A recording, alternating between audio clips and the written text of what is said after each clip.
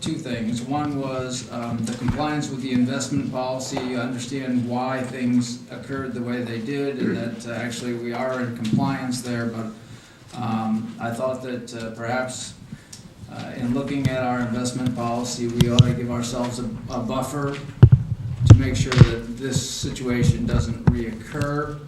And secondly, with regards to the secondary finding, with regards to the super user, again, there's no statement of concern with regards to myself on the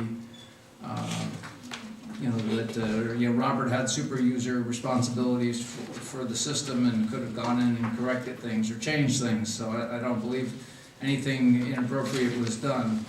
However, our system here, we're a small town, but we do need to have the proper checks and balances. I do see that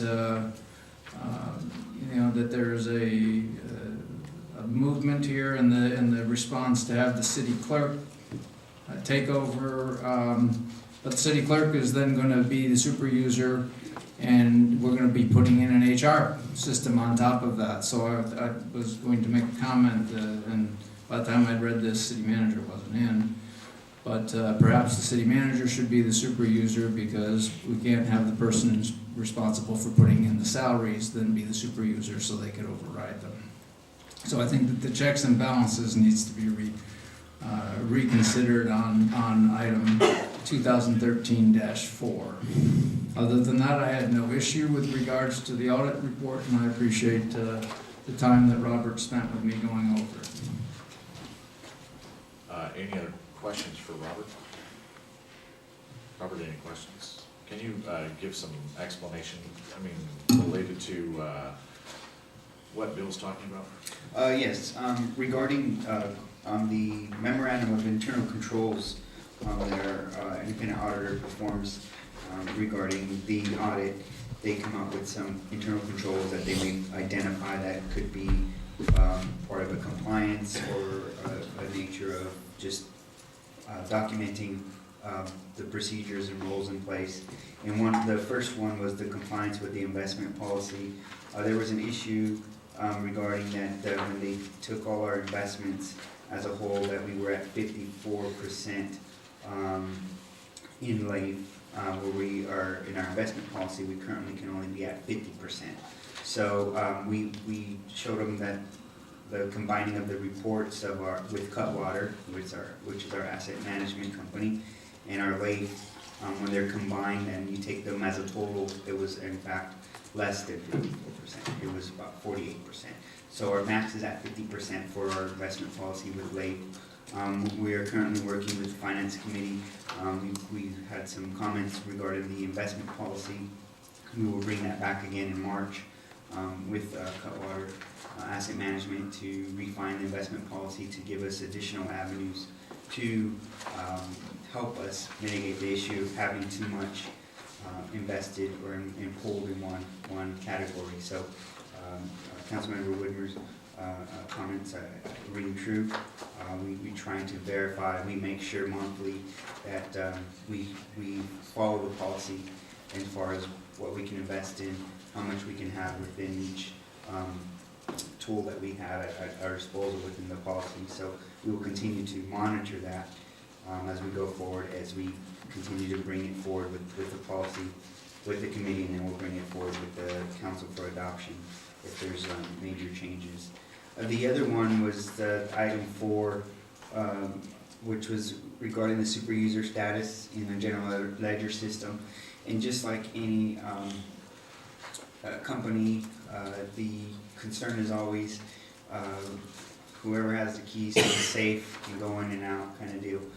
So the process was ensuring that one person doesn't have the access to do everything in the system, and at that time, because we're a small agency, we don't have a huge staff, that the finance director had that super access to the general ledger financial system.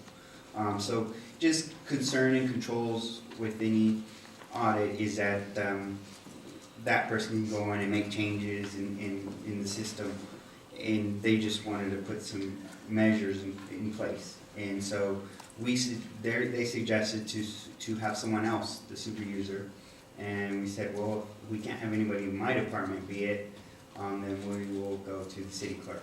And so that being said, the city clerk has the super user password that she can go in and change people's access to the system. So I only have certain access in the financial system, certain things.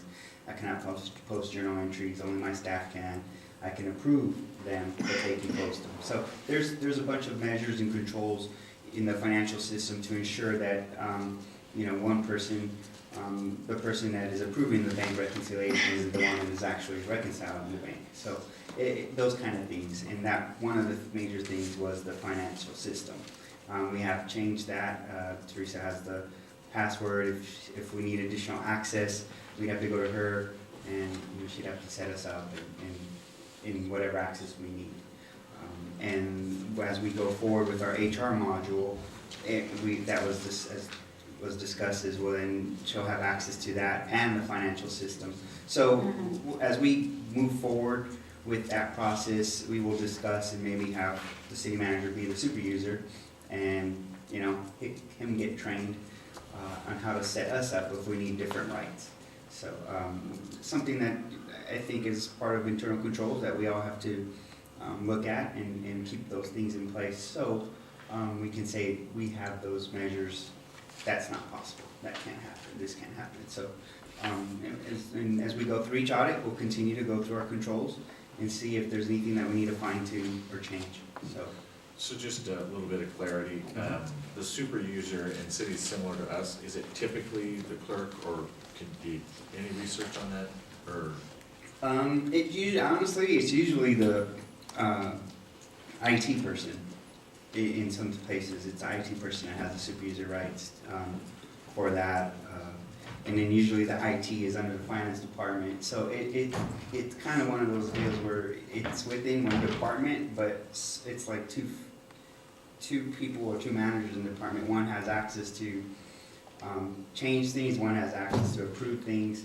So for us, because we're such a small agency that we can't, and because there's basically 3 in my department, they felt that if we gave the access to somebody else other than our department, that would just put an extra control. And if I remember correctly, the finance committee, one of the concerns was if accessibility when you need to do something, Teresa's available, or the clerk's available, and George might not be. Right. And that's why we put her as that person. If for some reason as we go out with the rollout for the HR module, and we realize that okay, we need to have this added feature for additional control, we can find someone else to do that. Maybe it could be the police chief. Maybe someone that's going to be here. Give him something else to do. Additional. No, but and as city attorney. Right, or the city attorney.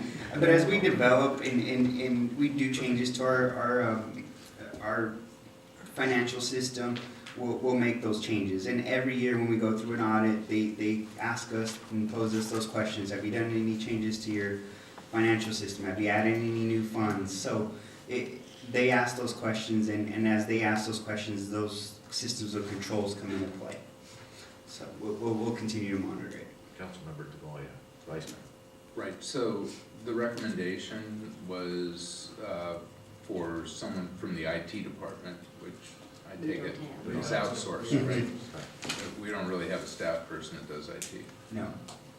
And they're not available all the time. No, and I think because we're a small agency, we were able to work as is. With the way things were, even as me having the password or the user rights, we have systems of control where we print a report monthly that shows changes that have been in the system. We sign those, we keep them on file, the auditors look at. That was an added measure that we added to show that, the super user may be this person in the department head, but we also can show you what changes have been made, and we have proof of that. So that was something until we got this in place. And we still do that. It's just an added measure that we continue to keep. When we're small like this, it's difficult to relay it delegate the duties. But as for right now, it works. And when we go through an independent audit, they ask us the same questions. They'll follow up with this, and we've handled it. So this will come off. So it'll be something that they'll look at every year and make sure that they'll ask those questions. I'm good. I've had my questions answered. Any public questions?